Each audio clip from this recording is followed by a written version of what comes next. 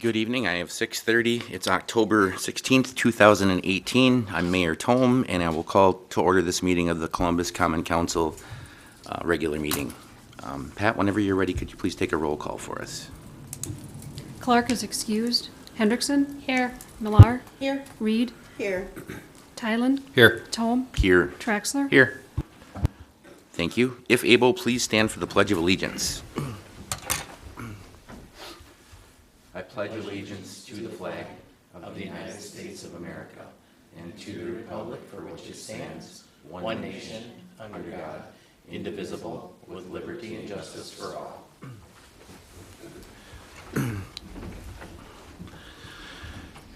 This meeting has been noticed appropriately and in accordance with state statutes, local ordinances. Number 4 is to approve the agenda. Unless there's any alterations or deletions, I'll take a motion to approve the agenda. Motion to approve the agenda. Second. Motion and a second to approve the agenda. Any discussion on that? If none, all those in favor, please say aye. Aye. Any opposed? Agenda is approved. Correspondence and communications. I don't believe I saw anyone signed up back there. Was there anyone present this evening that wanted to speak under correspondence and communications? Seeing none, we'll move on to the consent agenda then. 2 items. The regular meeting minutes from our October 2nd, 2018 meeting, and also from the COW meeting for the same date. Unless there's any questions, I'll take a motion to approve the consent agenda.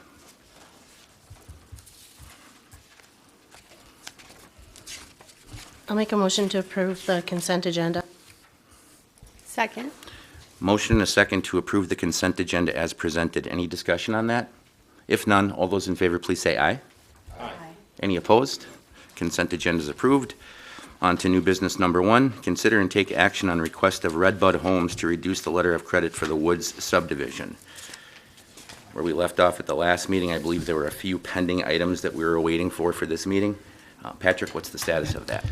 I did communicate with Mr. Hartung today. He said they are working to produce those items for us, but he does not have those yet. Okay. Needs a little bit of time. And anticipating that, I talked with Attorney Johnson about, how we could proceed. And I think, Paul, if you want to just kind of explain quick. Sure. It'd be my recommendation tonight that you make 2 separate motions.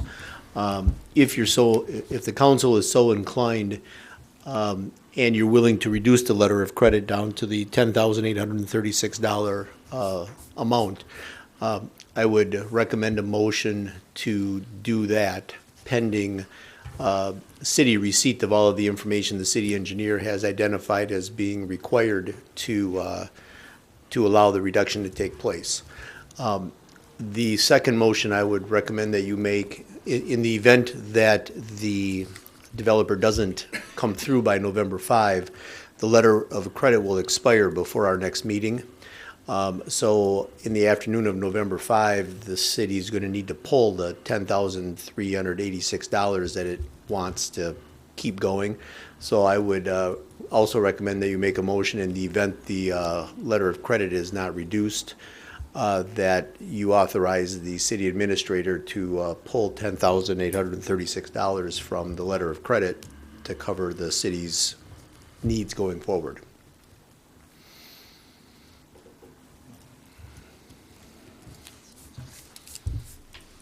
Any questions from the council on that? And if we don't do either of those things? If you don't do either of those things, the letter of credit will expire and we won't have one. Third option would be that the developer can simply renew the existing letter of credit for the full amount, but they don't want to do that either. But I mean, that is a third option that they could do in a pinch. But the city doesn't have any control over that. Okay. Regan? So to clarify for the second motion that you're suggesting, is it possible that part of the receipts of payment would come in and the total wouldn't be that 10,000? No. It would be all.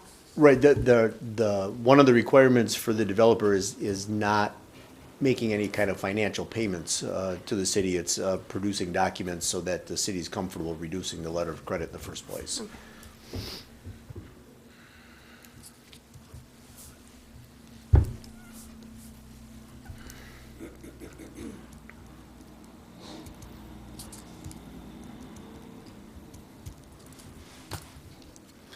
Any further questions from the council? Is it the will of the council to first approve the reduction of the letter of credit with the understanding that the pending outstanding items are going to have to be addressed with that contingency? Is that correct, Paul? You Right, Put that the- in the approval? Right, first motion? the first motion should be to approve the reduction of the letter of credit pending receipt of the documents necessary to satisfy the city engineer.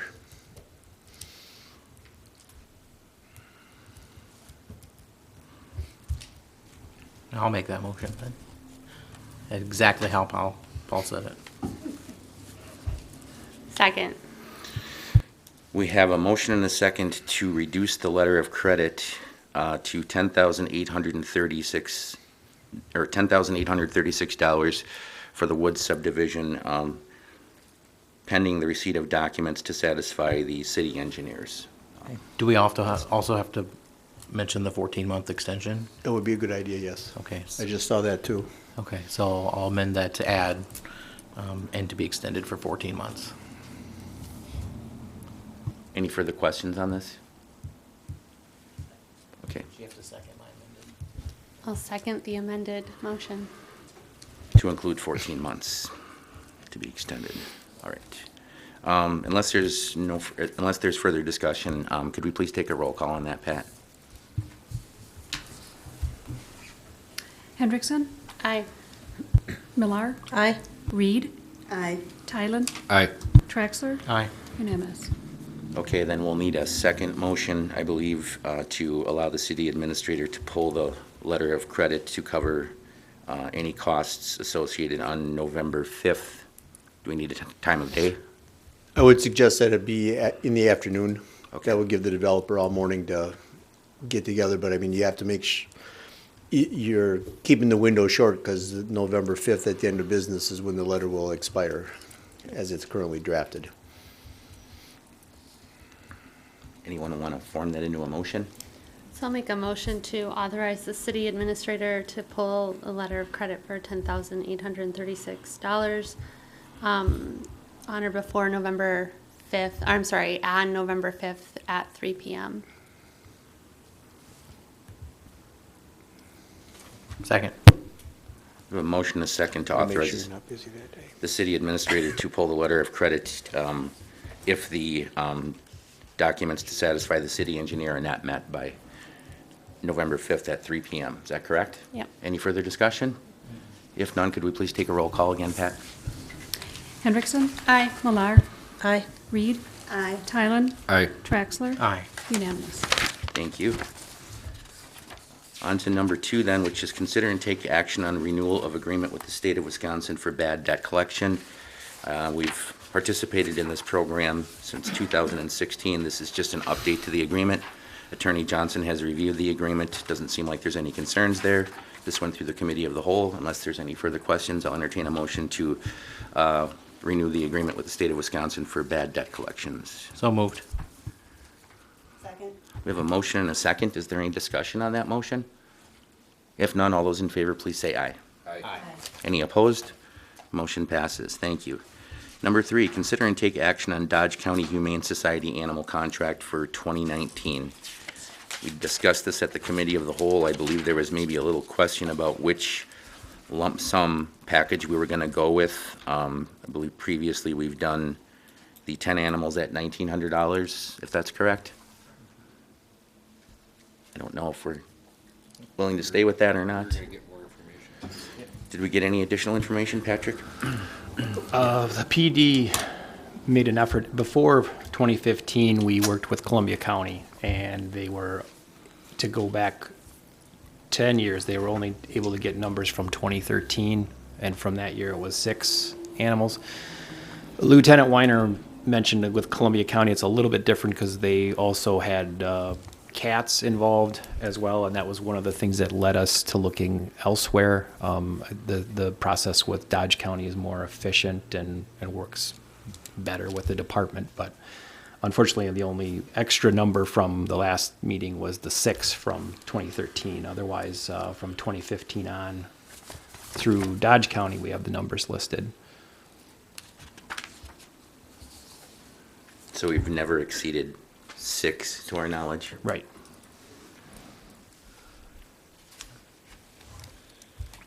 What is the will of the council? Well, I'll stick by my original opinion that I think we should switch to, go to 5. I mean, if we've never gone over 6, well, maybe that 2014 year, we don't know, but, you know, we can even go up to 8 and still be under the $1,900 that 10 covers.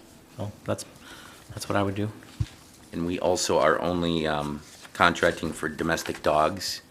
And then also, what about the approval options? What do we normally do on that?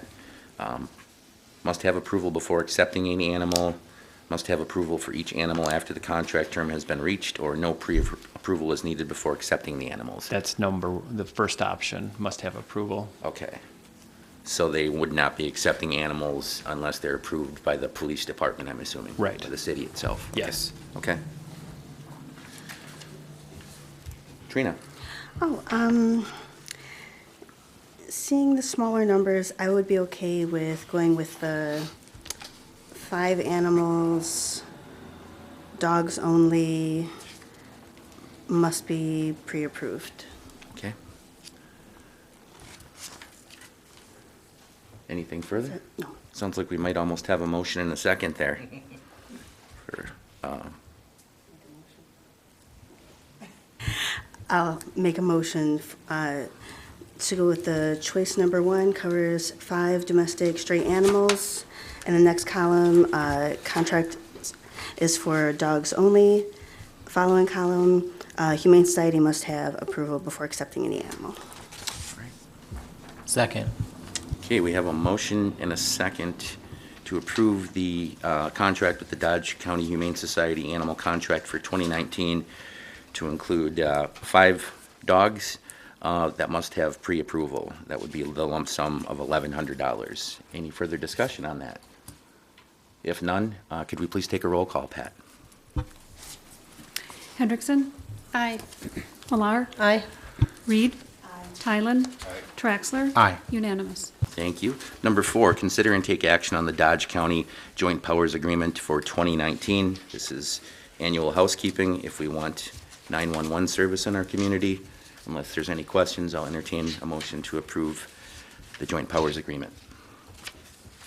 Motion to approve the Dodge County Joint Powers Agreement for 2019. Second. We have a motion and a second. Any discussion on that motion? If none, all those in favor, please say aye. Aye. Any opposed? Approved. Thank you. Number 5, consider appointment of Pat Gable as interim city clerk. As outlined in the memo in your packet, this is just a formality to make an official appointment to appoint Pat as the interim city clerk. Any discussion or any questions? Just one quick question. Okay, go ahead, Andy. In paragraph 2, it says, it was recommended the city should not just apply an interim clerk title without an appointment and confirmation of the city council. Is that recommended by Attorney Johnson or? Was recommended by our labor attorney, Labor Kyle attorney. Guya. Yep. Okay, thanks.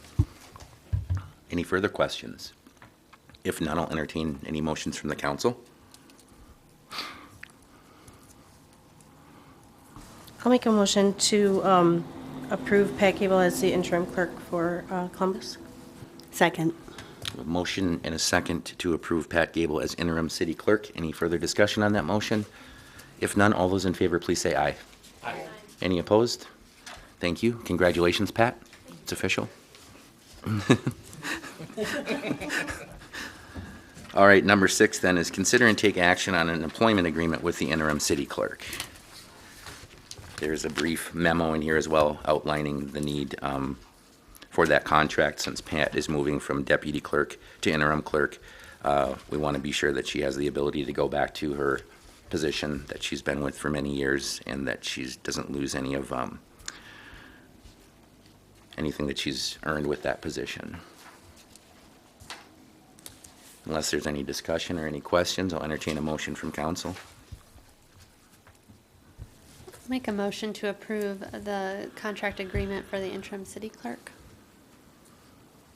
Second. Have a motion and a second to approve an employment agreement with the interim city clerk. Any further discussion on that motion? If none, all those in favor, please say aye. Aye. Any opposed? Motion passes. Thank you. Congratulations again, Pat. Number 7, consider and take action on applications for operators licenses. I didn't see any in the packet. There are none this evening. Thanks, Pat. Then on to number 8, consider and take action on claims in the amount of $523,748.56. Unless there's any questions on the claims, I'll entertain a motion to approve the claims in the amount read. So moved. Second. Motion and a second to approve city claims in the amount of $523,748.56. Any discussion on that motion? If none, could we please take a roll call, Pat? Hendrickson. Aye. Millar. Aye. Reed. Aye. Tylen. Aye. Traxler. Aye. Unanimous. Thank you. Report of city officers. Patrick, I'll turn it over to you. Thank you, Mayor. Several things to share tonight. As I mentioned at the last meeting, we're getting closer to the election, and our new interim city clerk is very busy with her staff getting ready for that. One thing to share is the drives to have pre-registration are ongoing, and there's a special one yet scheduled for Saturday, October 27th at City Hall from 9 to 1. Also, DPW started leaf pickup this week. Just to let everyone know, the website includes the pickup schedule. I believe it's based on the schedule for garbage pickup. So if you have questions, please refer to the website for that. Tomorrow evening, the DOT is putting on a public information meeting related to the reconstruction of State Highway 89. That meeting is at 5:30, goes till 7 at the high school. And just one note, staff met with the DOT last Friday, and I know at past meetings I've reported that they were kind of going back and forth between 2021, 2022. It's been confirmed it'll be 2022 right now for the actual construction date. So. But those who are interested should head out to that meeting and see what the updates are on the design and the impacts that project will bring. Just a quick note, staff's very busy putting together the budget proposal, working with all of you on scheduling a budget workshop, so we'll get that going. So we're right in the middle of that, and we'll be very busy in the next month and a half to complete that task. Finally, just a note then, since we won't be meeting until after, City's Trick or Treat is Saturday, October 27th from 5 to 8 p.m. Thank you. Thanks, Patrick. Just to piggyback on the trick-or-treating, there's a few Halloween Freak Week events leading up to this year's trick-or-treating. Tuesday, October 23rd from 5 to 7 p.m. There's going to be a yarn pumpkin crafting event. Wednesday, the 26th from 6 to 8 p.m., Halloween bingo. Thursday, the 25th from 5 to 7 p.m. will be Make a Frankenstein Suncatcher crafting event. All those events are free and will be held at the Fireman's Park Pavilion. Then on Friday, the 26th, the annual community bonfire will be held at the Kiwanis Park parking lot.